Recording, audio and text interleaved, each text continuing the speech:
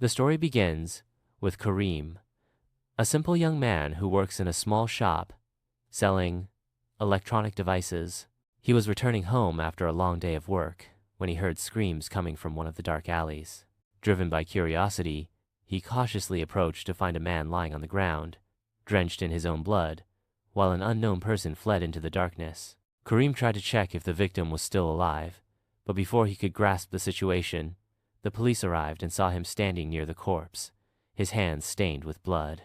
He had no time to explain, so the police immediately arrested him, suspecting that he was the one who committed the crime. Despite his attempts to defend himself, the evidence was against him. His fingerprints were on the knife that had fallen beside the body. His clothes were stained with blood, and the absence of any witness to support his story made him the only suspect. After a swift trial, he was sentenced to life imprisonment.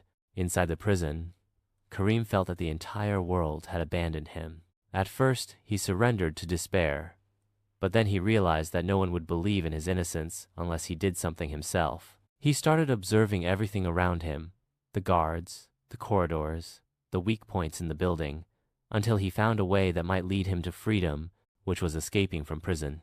There was an old sewage tunnel running beneath the prison, sealed with a massive iron gate. Somehow, he managed to obtain a rusty saw and slowly began cutting through the bars at night, taking advantage of the daily noise in the prison to mask his sound.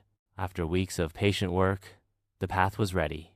On a pitch-black night, when chaos broke out in the prison due to a fight between the inmates, Kareem sneaked into the tunnel, crawled through the murky water and narrow passageways, ignoring the pain and hunger, until he reached the end of the channel that opened into a small river outside the prison walls.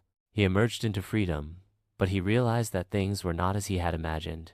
He was being hunted, alone, with no place to go. He remained in hiding for days, moving between abandoned buildings, searching for evidence that would lead him to the real killer.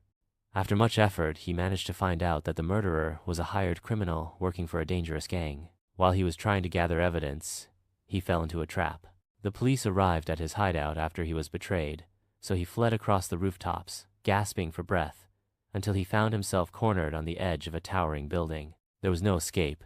He looked down, then at the officers who were pointing their guns at him. He took a deep breath, and without hesitation, he jumped from the building to the ground.